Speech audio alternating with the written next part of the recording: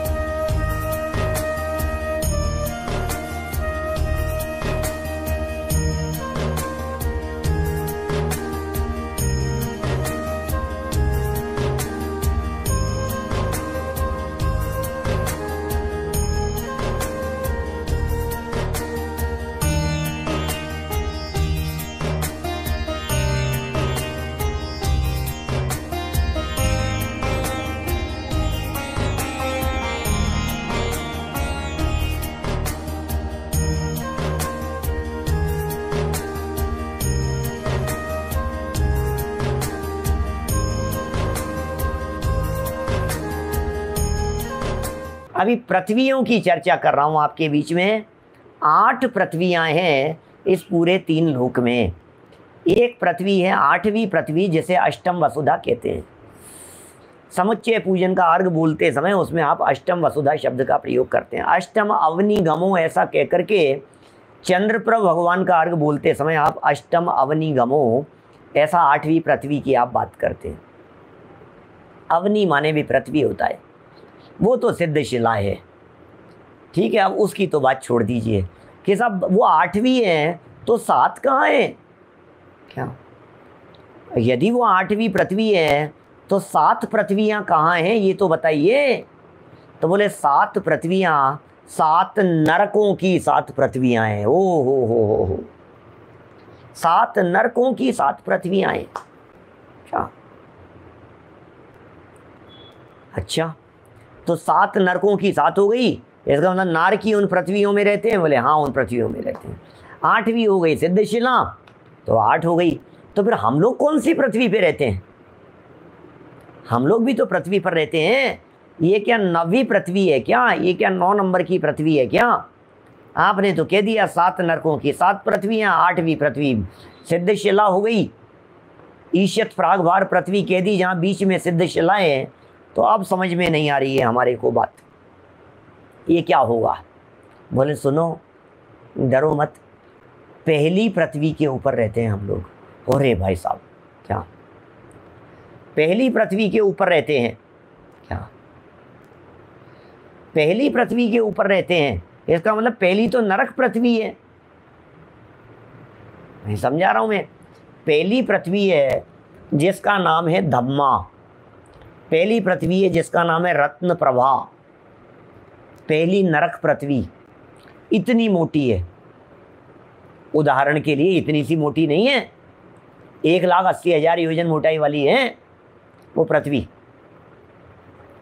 ये पृथ्वी की मोटाई मान लो। इस मोटी पृथ्वी में, रत्न प्रभा पृथ्वी में 3 हिस्से हैं क्या? रत्न प्रभा पृथ्वी में 3 हिस्से हैं, खर, पंख, अब्बाहुल। पहली नरक पृथ्वी में, पहली पृथ्वी की ही बात कर रहा हूँ, 3 हो गए इसके हिस्से। इनमें जो पहला नाम जो है, इस पहली पृथ्वी का ही जो पहला पार्ट है, इस पहली पृथ्वी के पहले पार्ट में, जो पहली पृथ्वी का जो पहला पार्ट बतलाया है, इस पहली पृथ्वी के पहले पार्ट में चित्रा नाम है उसका, उस पहले पार्ट का। चित्रा, वज्रा, वेडुरिया, लोहिता, ये इस तरह से 16 भाग हैं उसके। तो अभी सुनिए जरा, ये जो चित्रा पृथ्वी थी, इस चित्रा पृथ्वी के, ये रत्न प्रभा का ही हिस्सा है चित्रा पृथ्वी, इसके 1000 योजन की मोटाई वाली है। इसके यहाँ हम रहते हैं, इस जगह पर, इसके टॉप पर हम रहते हैं। कहाँ रहते हैं हम लोग? 7 पृथ्वियाँ हैं, 1 2 3 4 5 6 7 ऐसे नीचे नीचे है, 8वीं सिद्ध शिलाएँ। हम लोग पहली पृथ्वी में नहीं रहते। नारकी तो पृथ्वी में रहते हैं, हम पृथ्वी पे रहते हैं। में और पे का अंतर जानते हैं आप? क्या? इन और ऑन जैसा अंतर है। हम कहाँ रहते हैं? हम पृथ्वी पर रहते हैं, ऊपर। और नारकी कहाँ रहते हैं? इस पृथ्वी के अंदर, नीचे बिल बने हुए हैं, उसके अंदर रहते हैं, पृथ्वियों के अंदर रहते हैं। समझ में आ गई बात? तो इस तरह से ये बतलाना चाह रहे हैं कि यहाँ क्या शब्द दिए हैं। मेरू पर्वत के नीचे 7 राजू आकाश है, उसमें 7 राजू में से मेरू पर्वत के नींव के नीचे टोटल 7 राजू है, 2 लोग। उनमें 6 राजू में तो 7 नरक हैं और नीचे 1 राजू है, उसमें पृथ्वी है। देखो, 7 राजू आकाश हैं, जिसमें 6 राजू में 7 नरक हैं। फिर 1 राजू के नीचे स्थान में ये बादर साधारण निगोद है, जो कि ठसाठस भरी हुई है। ओहो, ये बादर निगोदिया जीव, ये वहाँ पर ठसाठस भरे हुए हैं। कहाँ पर भरे हुए हैं? उस 7वीं पृथ्वी के नीचे। 7वीं पृथ्वी भी कह सकते हो आप। 1 राजू प्रमाण का एरिया है वो पूरा। वो जो 1 राजू प्रमाण का पूरा एरिया है, काफ़ी लंबा चौड़ा एरिया, उस एरिया में, उस 1 राजू प्रमाण लंबे चौड़े एरिया में, उस जगह पर बादर निगोदिया जीव, क्या बादर साधारण वनस्पति का एक निगोदिया जीव, ये वहाँ ठसाठस भरे हुए हैं। क्या देखिए, आलू में कौन से जीव हैं? आलू में भी बादर निगोदिया जीव हैं। क्या? तो फिर कहेंगे साहब आलू में भी बादर निगोदी है और वहाँ भी बादर निगोदी है, तो फ़र्क क्या है? अरे भाई, ये साधारण के भेद कर रहे हैं। अभी जब प्रत्येक के भेद करेंगे तो उसमें भी बादर निगोदियाँ आएंगे। अभी तो पहले 2 भेद कर दिए अपन ने, एक साधारण वनस्पति, एक प्रत्येक वनस्पति। तो जो साधारण वनस्पति है वो सूक्ष्म और बादर दोनों प्रकार की होती है। जो प्रत्येक वनस्पति होती है वो बादरी होती है। इसलिए कंफ्यूज नहीं होना बिल्कुल भी। फिर भी कुछ समझ में नहीं आवे तो हमारे टेलीग्राम के शंका समाधान ग्रुप पर आप प्रश्न रखिएगा, आपको जवाब जरूर मिलेंगे हमारे साधर्मियों द्वारा। भगवान सर्वज्ञ देव ने इसकी संख्या अक्षयानंत बतलाई है। क्या? भगवान सर्वज्ञ देव ने इसकी संख्या, किसकी संख्या? इन बादर निगोदिया जीवों की संख्या, ये जो निगोद राशि जो ठसाठस भरी हुई है उनकी संख्या, बोले अक्षय अनंत बतलाई है। ओ हो। वहाँ भी वनस्पति का एक वृक्ष उत्पन्न होते हैं, उस पृथ्वी पर भी, नीचे भी, तथा उगने के बाद या जल वगैरह का संबंध मिलने पर वैसी लक्षण वाली वनस्पति बहुतायत पैदा हो जाती है। ये सब नीचे की बात इन्होंने कही है, ये सब साधारण वनस्पति संबंधी बात यहाँ हुई है। इसी साधारण वनस्पति का अर्थ समझा रहे हैं। साधारण वनस्पति माने क्या है? साधारण वनस्पति माने क्या?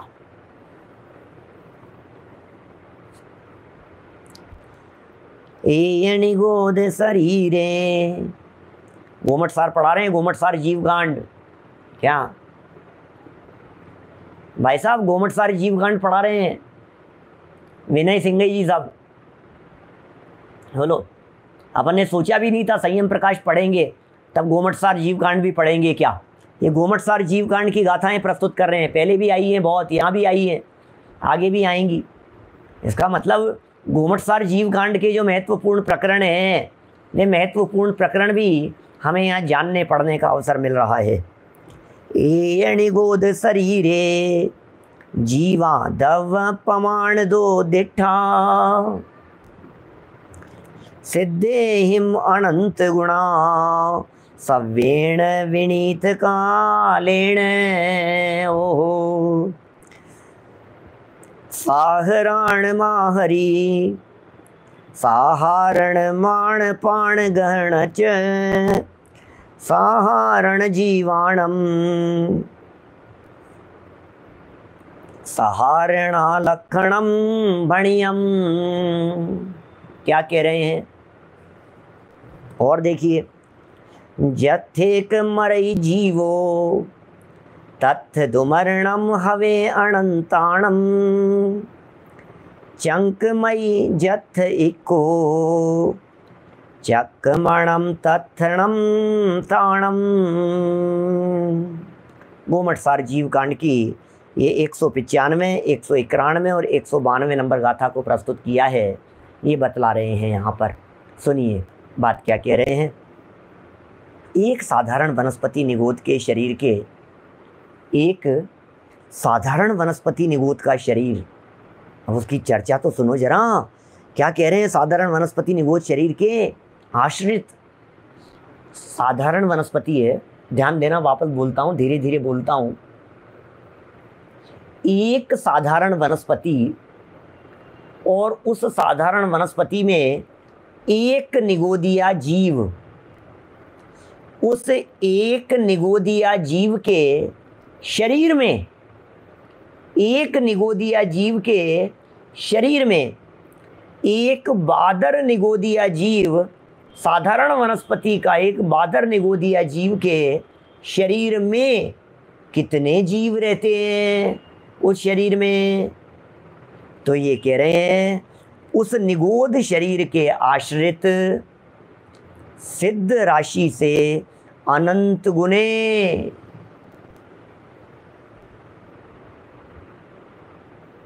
हाँ काम नहीं कर रहा, क्या कह रहे हो आप? सिद्ध राशि से अनंत गुणे। अरे भूतकाल में कितने जीव सिद्ध हो चुके हैं, अनंत अनंत अनंत सिद्ध हो चुके हैं, उनसे अनंत गुणे।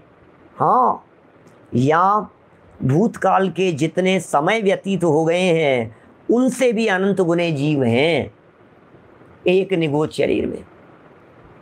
बोलो, उन जीवों का आहार, ओहो, श्वास ज़्यादा किया ना हमने, हमें तो सेपरेट चाहिए, सेपरेट चाहिए, साधारण में जाकर के पैदा हो जाएगा। फिर बताना वहाँ अपने आप को वीआईपी नहीं समझना ज़्यादा, हम तो वीआईपी हैं, हम तो स्पेशल हैं, हम तो ये कह रहे हैं भाई, ये क्या कह रहे हैं जरा देखना, विचार करना। साधारण में पैदा हुए हैं, अनंत बार अनंत काल बिताया है वहाँ साधारण के अंदर, जहाँ आहार एक था, ओह श्वास एक था, जीवन मरण एक सा है, और एक जीव के जीवन या मरणादि कार्य होने पर उसके आश्रय रहने वाले अनंत जीवों का जीवन एवं मरणादि कार्य होता है। अनंत जीव, ये जो साथ साथ में जन्म मरण की भावना है ना, ये निगोद जाने की भावना होती है। क्या ये जो साथ की भावना है, इसे निगोद की भावना कहते हैं, साथ की भावना को। क्या साथ की भावना, ये निगोद की भावना कहलाती है। क्या ये हमारी चर्चा चल रही है या निगोदिया की चर्चा चल रही है? चर्चा निगोदिया की चल रही है, ऐसा भी कह सकते हैं, और हमारे अतीत की चर्चा चल रही है, ये भी कह सकते हैं। प्रमोद जी भाई साहब, ये तो मैं बिल्कुल नहीं कहूँगा कि हमारे भविष्य की चर्चा चल रही है, क्योंकि अब हमारे भविष्य में निगोद दशाएं नहीं हैं। टोडरका जी साहब, हमारे भविष्य में अब निगोद दशाएं नहीं हैं, इसलिए हमारे फ्यूचर की चर्चा तो नहीं चल रही है। प्रकाश जी भाई साहब सूरत से, लेकिन हमारे अतीत की कहानी जरूर है, ये हमारे भूतकाल की कहानी जरूर है।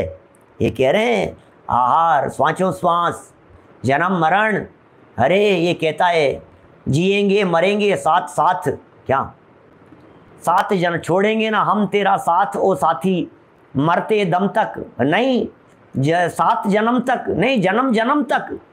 क्या जन्म जन्म का साथ है हमारा तुम्हारा, वाह भाई वाह, जन्म जन्म का साथ है, तुम जानते हो जन्म जन्म का साथ कहाँ होता है? बोले जन्म जन्म का साथ तो निगोद में होता है, निगोद की भावना होती है जन्म जन्म के साथ की भावना। इसलिए किसी के साथ में कोई जन्म जन्म की भावना नहीं बाना। हम जन्म जन्म का साथ है, हमारा जन्म जन्मांतरों का साथ है हमारा। तो है काहे के जन्म जन्मांतरों का साथ?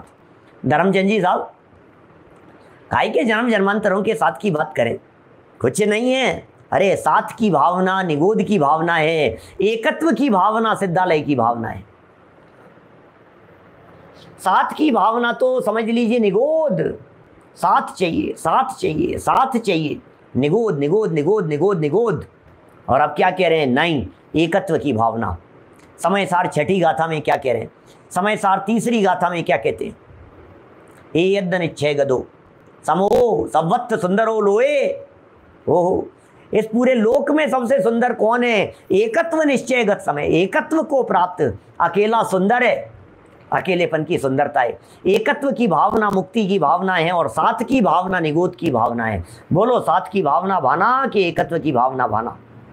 एकत्व भावना तो है हमारे यहाँ 12 भावनाओं में। हमारे इन 12 भावनाओं में कहीं भी साथ की भावना नहीं है। है कोई भावना? संयोग भावना है क्या? संयोग भावना के साथ भावना है कोई? कुछ नहीं है। देखिए कितनी बातें कह दी है भाई साहब। साधारण वनस्पति किसे कहते हैं, उस प्रकरण को इन्होंने यहाँ बतलाया है। जीवन मरण आदि सब साथ साथ में होता है, अनंत जीवों का एक साथ में होता है। ये साधारण जीवों का लक्षण है। और संख्या कितनी है, कहाँ तक बतलाएं? इस संख्या को कहाँ तक बताएं हम? इस निगोदिया जीवों की संख्या को कहाँ तक बतलाएं? अनंत जीव है भाई साहब, अनंत जीव राशि है। इसीलिए तो दौलत राम जी को कहना पड़ा, दुर्लभ लई जो चिंतामणि त्यों पर्याय। हो काल अनंत निगोद मजार बीत्यो एकेंद्रिय तनधार। हो निकसी भूमि जल पावक भयो पवन प्रत्येक वनस्पति थयो। काल अनंत निगोद मजार, अनंत काल निगोद दशा के अंदर बीत गया। क्या बोलो? अनंत काल निगोद दशा के अंदर बीत गया भाई साहब। एकेंद्रीय पर्याय में अनंत काल बिताया है हमने, अनंत भाव बिताए। एकेंद्रीय नहीं, निगोद दशा में। और फिर निगोद दशा से कोई भाग्यशाली जीव निकल करके आया तो वनस्पति में चला गया, प्रत्येक वनस्पति हो गया। कोई भाग्यशाली जीव और वहां से आगे बढ़ा तो 2 इंद्रिय हो गया, चिंतामणि रत्न समान जैसा हो गया, लठ पर्याय की प्राप्ति करना। संजीव जी साहब दिल्ली से, बोलो। चिंतामणि रत्न की समान प्राप्ति जैसा हो गया, चिंतामणि रत्न जैसी प्राप्ति जैसा। हो क्या बताएं, क्या चिंतामणि रत्न है? चिंतामणि रत्न कहते ही समझ में नहीं आता। चिंतामणि रत्न मैंने कभी किसी से सुना, कहीं कोई चर्चा चलते समय किसी ने कहा ऐसा कि अनंत चिंतामणि रत्नों जैसा, अनंत चिंतामणि रत्न जैसा। ये बात ही सही नहीं है। पता नहीं मैंने किससे, किसी विद्यार्थी से सुनी थी, बच्चे से सुनी थी, किसी से पता नहीं। मैंने तो उससे मिलान नहीं हुआ तो टोक नहीं सका, बात रह गई। मैं तो समूह में कह देता हूँ, व्यक्तिगत नाम लेने से मतलब भी नहीं है। किसी ने अनंत निगोदिया जीव जैसा। अरे अनंत निगोदिया नहीं, अनंत चिंतामणि प्राप्त हो जाए। एक तरफ अनंत चिंतामणि है और दूसरी तरफ ये है। अनंत चिंतामणि क्या होता है? चिंतामणि अनंत अनंत नहीं होते। चिंतामणि तो एक ही ऐसा होता है जो अनंत बराबर होता है। क्या? अरे जिसके पास में, अच्छा मेरे पास में 1 चिंतामणि है, आपके पास में 25 चिंतामणि है, क्या करोगे भाई साहब 25 का? एक चिंतामणि कमजोर पड़ता होगा तो 100 चिंतामणि की जरूरत पड़ेगी। एक चिंतामणि कमजोर होता होगा तो आप 1000 चिंतामणि की बात करेंगे। एक चिंतामणि कहने से समझ में नहीं आता है तो अनंत चिंतामणि। अरे काय का अनंत चिंतामणि? चिंतामणि कहते ही उसे जो अकेला ही अनंत के बराबर हो, उसे कहते हैं चिंतामणि। आप जानते हैं चिंतामणि चीज क्या है? अमित बढ़ जाते जी, किसका नाम है चिंतामणि? सारी चिंताएं दूर कर देवे उसका नाम चिंतामणि। चिंतामणि जैसी दुर्लभ अवस्था थी भाई साहब। कौन सी अवस्था? वो 2 इंद्रिय पर्याय के संदर्भ में लिखा। वो 2 इंद्रिय पर्याय इतनी दुर्लभ दशा थी। चलिए साधारण की बात हो गई यहाँ। अब कहते हैं यही साधारण निगोदिया जीवों का लक्षण है। ये लक्षण है कॉमन लेट बात। ओह, कॉमन रहना पड़ रहा है, कॉमन लेट बात में रूम से निकल करके वहाँ बाहर जाना पड़ रहा है, सबके बीच में जाना पड़ रहा है, लाइन लगा करके जाना पड़ रहा है। ये कॉमन है क्या? प्रत्येक वनस्पति कायिक के, अब बात करते हैं दूसरे प्रकार के वनस्पति कायिक के संदर्भ में। माने वनस्पति का एक दो प्रकार के कहे थे, पिछले पेज पर चर्चा पड़ी थी अपन ने। एक को कहा था साधारण वनस्पति, दूसरे को कहा था प्रत्येक वनस्पति। तो अब ये साधारण वनस्पति की चर्चा तो पूरी हो गई, इसके अलावा साधारण वनस्पति की कोई चर्चा और कहीं नहीं मिलती है, इससे ज़्यादा और कहीं वर्णन होता नहीं है, इसलिए इस बात को यहीं विराम दे दिया जाए। साधारण वनस्पति वाला चैप्टर क्लोज। अब कहाँ चलना है? बोले प्रत्येक वनस्पति की तरफ। प्रत्येक वनस्पति दो प्रकार की है, दो प्रकार की है साहब प्रत्येक वनस्पति की चर्चा। चावड़ा जी साहब देखिए, कहते हैं सप्रतिष्ठित और अप्रतिष्ठित। क्या? सप्रतिष्ठित और अप्रतिष्ठित। क्या? ये दो प्रकार की हो गई। कौन सी? प्रत्येक वनस्पति। ये दो भेद जीव कांड गोमट सार में निर्दिष्ट किए हैं। माने गोमट सार जीव कांड में ये सप्रतिष्ठित प्रत्येक और अप्रतिष्ठित प्रत्येक नाम से ये दो भेद बतलाए गए हैं। अरे भैया, चिंतामणि जैसी अवस्था की प्राप्ति करना तो बहुत दुर्लभ था, अभी ये प्रत्येक वनस्पति में आ जाना भी कम दुर्लभ नहीं है। क्या बताएं?